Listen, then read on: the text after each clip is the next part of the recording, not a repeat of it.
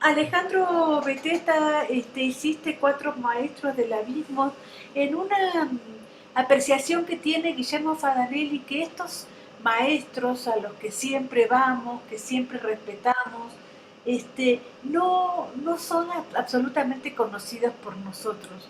Vi tu libro, ojalá saliera pronto en físico, pero ya está en digital. Y una de las cosas que tú hablas de estos cuatro maestros, y dime ahora cuáles son, que están atravesados por el pesimismo, ¿no? Cuéntame un poquitito. Bueno, este libro es producto de varios años de lecturas y de taller constante en el taller Avispero, y los filósofos que abordo en este libro de Cuatro Maestros del Abismo, pues son Nietzsche, Schopenhauer, Cioran y Robert Balzer. Y el pesimismo que, por ejemplo, recreo de manera literaria a partir del ensayo, creo que tiene la intención de hacer como un vistazo curioso a la vida filosófica de estos autores, ¿no? Creo que con el libro intenté hacer pues unos retratos literarios que pues nos expresaran lo que vivieron, lo que escribieron, lo que sufrieron también, porque como dices, el abismo estuvo presente en su vida.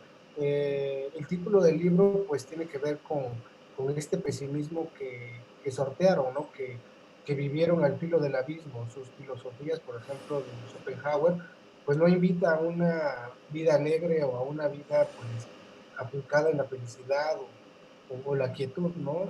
Hay como un vértigo que nos traga con su filosofía. Y creo que lo mismo pasa con Nietzsche.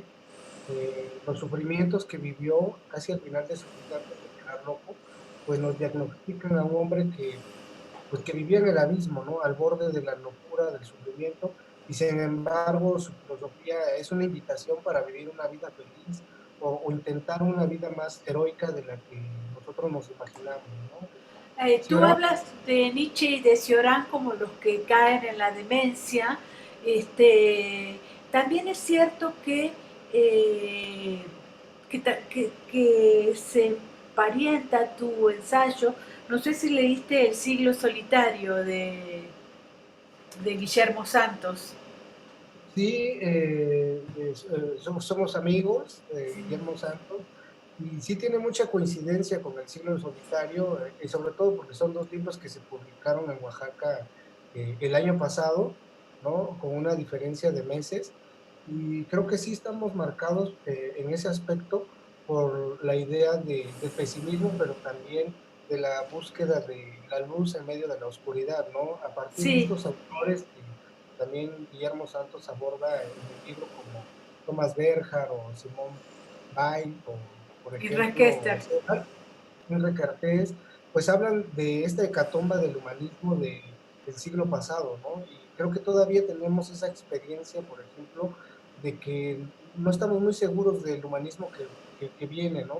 Tenemos la duda de si vamos a un rumbo peor o las cosas van a mejorar en una cuestión de humanismo, sobre todo porque la ciencia ha avanzado los medios de comunicación, la globalización, pero también hay como una decepción espiritual en este tiempo, ¿no? Yo creo que esa coincidencia que tú remarcas, pues es muy válida.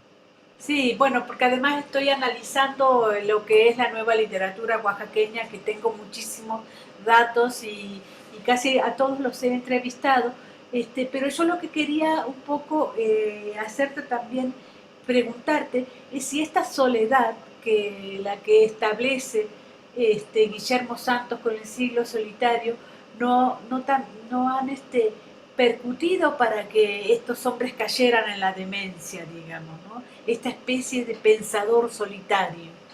Me parece a mí que hay en el siglo XXI como ciertas dosis de la filosofía que tienen que ver más con la comunidad, pero dímelo tú. Pues creo que la soledad, pues, es un tema que desde la antigüedad tiene repercusiones filosóficas, ¿no? Cómo enfrentamos la muerte. Es también una especie de soledad cósmica. Creo que estos pensadores del siglo XX, también los que se inserta, por ejemplo, Cioran o Robert Balzer con sus novelas, hablan de el individuo que está desesperanzado, pero aún así se mantiene en pie. Por ejemplo, Henri Kertész sobrevivió a los campos de concentración y mucho de su literatura es una respuesta al desasosiego de haber sobrevivido, ¿no?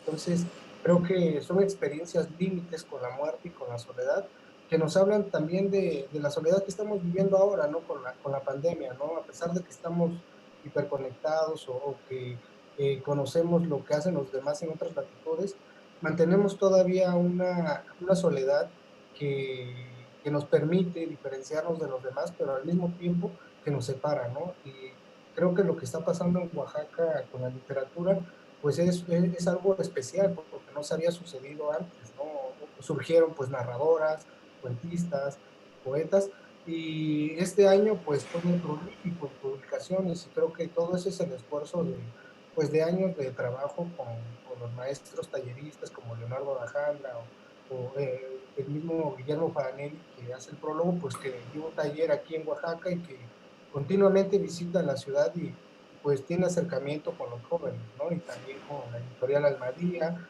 muchas cosas que explican todo este contexto, pero que también nos alienta a creer que es posible que en un momento como el de la pandemia estén surgiendo libros que nos hablan de, pues, de ese humanismo que debe reivindicarse, ¿no? De lo que ha pasado con el siglo XX, sobre todo en Europa, pero que también tiene que ver con lo que vivimos aquí, ¿no? Schopenhauer, Nietzsche o Balzer son autores que ya se leen en cualquier latitud gracias a las traducciones y pues lo importante es hablar de ellos, ¿no? Como mostrar un poco lo que quieran, no olvidarlos y al mismo tiempo pues ensayar la escritura. Hablar de ellos desde qué lugar, porque el feminismo, las mujeres y cierto pensamiento filosófico que tiene que ver con incluir a las mujeres, han, han nombrado a ciertos pensadores como revulsivos, digamos. En el caso de Cioran, por ejemplo, hay muchísima gente que lo cuestiona por esa poca calificación que tenía con respecto al feminismo, a las mujeres. ¿Cómo lo lees y qué te parece esta impresión? Yo creo que como autores, ubicarnos en un espacio-tiempo es importante porque, pues sí, Schopenhauer, Nietzsche y Cioran, pues cultivaron una misoginia, ¿no? Y cierto menosprecio al valor de las mujeres, pero al mismo tiempo, Cioran tuvo una relación de 50 años con su esposa, Simone Weil, y creo que esa relación es un misterio porque él mantuvo esta unidad con ella y creo que fue su punto de salvación para que él sobreviviera, ¿no? Porque ella daba clases y cada que podía pues pagaba la renta, las comidas y él mantuvo muy en secreto esa relación, como que no hay mucha literatura acerca de la postura que tuvo en su vida. Y con Schopenhauer, pues es evidente que su perspectiva, pues, no solo está afianzada en su postura filosófica, ¿no? De la voluntad como esta fuerza ciega que lo domina todo y que al mismo tiempo nos da la vida, pero también nos da la muerte. Él aborda el papel de la mujer desde una perspectiva, pues, filosófica que, pues, ahora nos parece absurda, ¿no? Lo mismo sucedió con Nietzsche, con sus rupturas de amistad o amorosas con Salomé, que pues, nos demuestran que era un tiempo en el que el pensamiento patriarcal que aún sigue vigente y que ahora están dando cambios a lo que pues expresan las mujeres, lo que piensan. Y si bien no tenían una postura muy positiva sobre el papel de la mujer, creo que eso nos sirve precisamente para poner como ejemplo de lo que pues no se puede seguir repitiendo, ¿no? Que también hay que exaltar la labor que hicieron, pero sin ocultar los defectos que tuvieron. Sí, bueno, por otro lado también creo que tanto los pensamientos de Cioran como los de Nietzsche son absolutamente vigentes ahora y pueden ser absolutamente leídos por una mujer también. Sí, sí, sí, yo creo que ahora hay más vigencia, por ejemplo, Ajá. académicas o estudiosas que están leyendo a Schopenhauer o a Cioran o a Nietzsche, y creo que sus perspectivas pues son bastante nutritivas, ¿no? Porque el pensamiento que manejaron es universal, independientemente de si ellos tenían una perspectiva machista o patriarcal, ¿no? Pero, por ejemplo, en el caso de Simone Weil, que es una filósofa que hablaba mucho de esta imposición del pensamiento masculino, la fuerza y la violencia que se da pues en la imposición de los discursos de los cambios sociales. Y ella apelaba un poco más a la armonía y a la luz, ¿no? Entonces, creo que estos matices de cambio de pensamiento de la segunda mitad del siglo XX y de lo que estamos viviendo ahora, pues es nutritivo para cambiar lo que está sucediendo, ¿no? Cambiar las posiciones de lo que es lo masculino, lo femenino, y que haya una retroalimentación o como dice el maestro Leonardo Alejandra, una complementación de las partes. Ujú. Eh, ¿cómo, ¿Cómo escribiste este libro? ¿Pensabas que alguna vez lo ibas a publicar? Este, ¿Cómo fuiste reflexionando en torno a este trabajo precisamente como un libro? Pues fueron lecturas que fui haciendo por una especie de obsesión. Me apasionó la idea del pesimismo, pero también la filosofía de por medio, ¿no? El existencialismo, Kierkegaard, pero con estos ensayos los fui trabajando en el taller del maestro Leonardo Alejandra y poco a poco pues se fueron ampliando hasta que dieron la posibilidad de un libro. El libro tiene un hilo conductor que es el tema del abismo Sí, eh, en, la, sí, sí. en, la, en, la, vida de los filósofos, ¿no? No necesariamente quiere decir que ellos hayan filosofado sobre el abismo. En el caso de Robert Balzer, pues, él no era un autor pesimista o una persona que tuviera pensamientos negativos sobre la vida, pero sí me interesó el lado abismal de su silencio y el encierro que tuvo de 30 años en un hospital o en un sanatorio en Suiza, ¿no? Entonces se aisló del mundo, permaneció en silencio y renunció a la escritura. Y eso que aparentemente se dice fácil, pues fueron 30 años, casi la otra parte de su vida. Y el abismo me atrajo por eso, ¿no? Porque me di cuenta que en las filosofías de estos hombres, pues hay un paso al abismo, ¿no? Y si no tienes cautela como lector o como, pues, como escritor de esas vidas también, puedes caer en esta seducción o en ese hechizo, y eso fue lo más difícil, ¿no? Como evitar el hechizo también de caer en el abismo. Por eso Eh, creo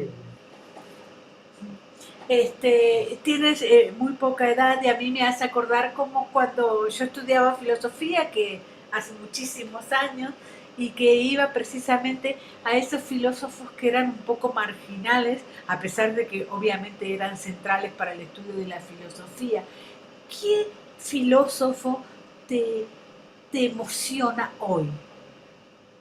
eh, pues me gusta, por ejemplo, Richard Rorty, un filósofo que murió en el 2007, y tiene un libro que se llama Contingencia, Ironía y Solidaridad, y él aborda una posición en la que él cree que es mejor la literatura y el arte para expresar la moral del tiempo, para que nos muestre, por ejemplo, el lado humano de la sociedad que vivimos, y abogaba mucho, por ejemplo, por el periodismo, los medios culturales, porque hablan de la contingencia, de lo que no es universal, de los hechos cotidianos o concretos de los que vivimos ahora, ¿no?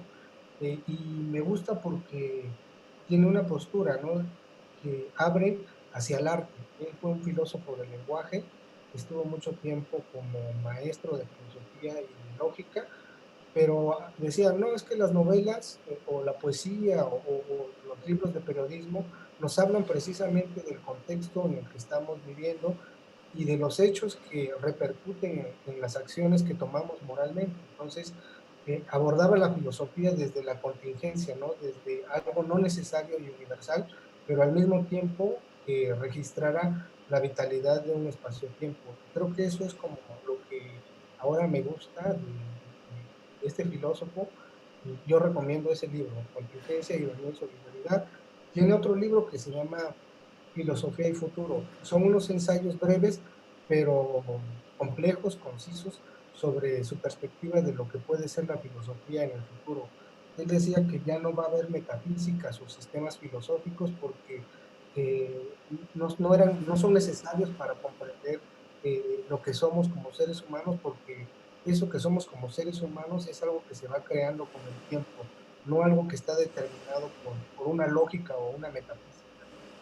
Bueno, yo te felicito por el libro. Dime dónde se puede conseguir el libro digital para que la gente lo consulte y lo vea y vea exactamente el nivel en el que escribiste, que es maravilloso. El libro está de venta en Amazon, lo publicó Editorial Avispero el año pasado y lo pueden buscar en Amazon.